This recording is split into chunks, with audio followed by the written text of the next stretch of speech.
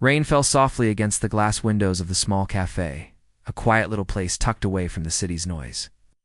Inside, a man in a perfectly tailored suit sat alone, staring at a cup of untouched coffee that had long gone cold.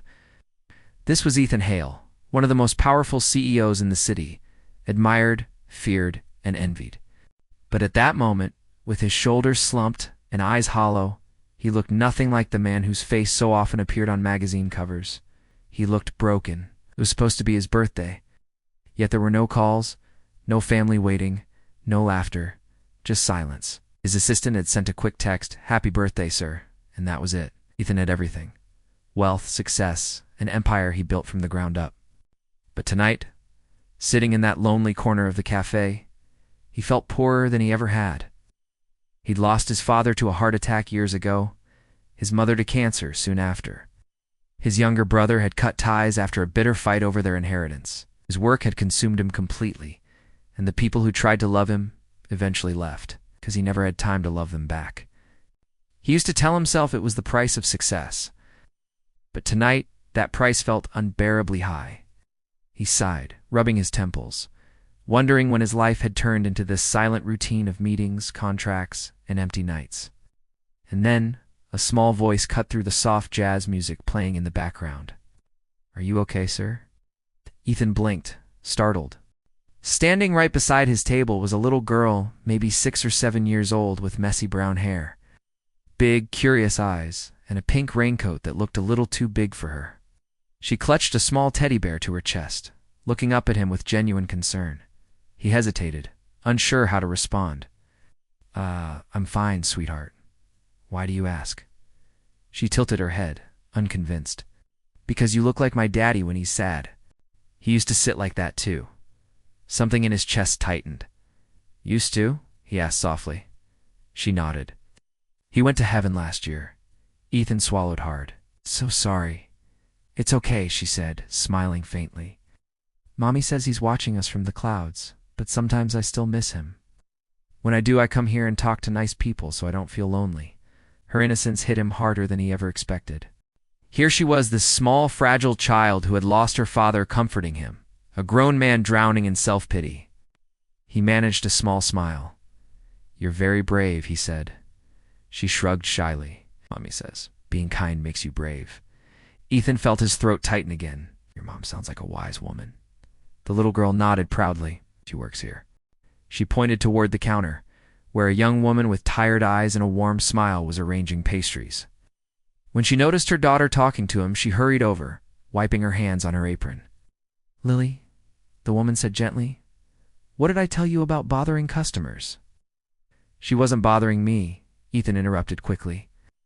"She just saved me from a very bad mood." The woman smiled apologetically. "I'm so sorry, sir. She likes to talk to everyone." "No need to apologize," Ethan said, standing. "You've raised a kind little girl." The woman looked surprised for a moment, then nodded politely. "Thank you." As she led Lily back toward the counter, Ethan found himself watching them. The way the mother leaned down to listen to her daughter's stories, the way Lily laughed without a care, stirred something deep within him, a longing. He returned to his coffee, but couldn't he shake the feeling that this brief encounter had touched something inside him he'd long since buried. So when the waiter came by, Ethan asked for the billand, then quietly paid for the mother and daughter's meal too. He left before they could notice. The next evening he returned, and the one after that. This time he found himself sitting in that same corner, hoping to see the little girl again. And every time she spotted him, Lily would run over, beaming, "See," and tell him all about her day, her school art project, her new favorite song, the dream she had about flying to the moon. Her mother, Sophie, always apologized, but Ethan insisted he didn't mind. In truth, those few minutes became the brightest part of his days. Gradually, he learned more about them. Sophie was a single mother who worked double shifts at the cafe just to make ends meet. Her husband had died in a car accident, leaving behind debts she was still struggling to pay. Yet she never complained. She smiled through her exhaustion, and her daughter mirrored that incredible strength.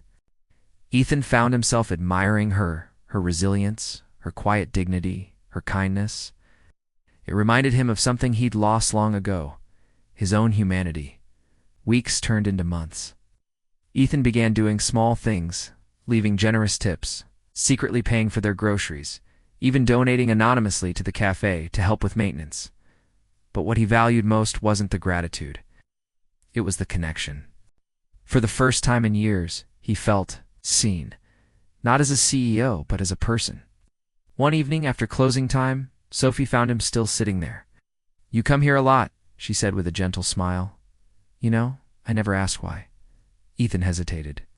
"Because this place reminds me that life isn't just about numbers and power, it's about people. It's about moments like these." She studied him quietly. "You sound like someone who's forgotten how to live." He gave a soft laugh. "You're not wrong."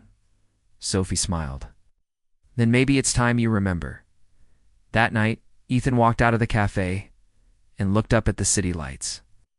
For the first time in years, he didn't see towers of glass and ambition. He saw hope. Over time, he changed. He started spending weekends volunteering at community centers, sponsoring scholarships for single parents, and taking breaks from work to visit the cafe, not as a CEO, but as a friend. Even helped Sophie expand the cafe, turning it into a cozy haven for struggling families in the neighborhood. And on the anniversary of the first day they met, Lily ran up to him with her usual smile and said, "You don't look sad anymore, Mr. Ethan." He smiled, kneeling down to her level. "That's because someone reminded me what really matters." She giggled and hugged him tightly. Sophie watched from the counter, her eyes glistening. Ethan finally realized something profound. Wealth could build empires, but kindness built hearts. And in that little cafe, surrounded by laughter and warmth, the lonely CEO had finally found the one thing he'd spent his whole life searching for: a place to belong. Thank you so much for watching. If this story touched your heart, please consider hitting that like button and subscribing for more content that inspires. We'll see you in the next one.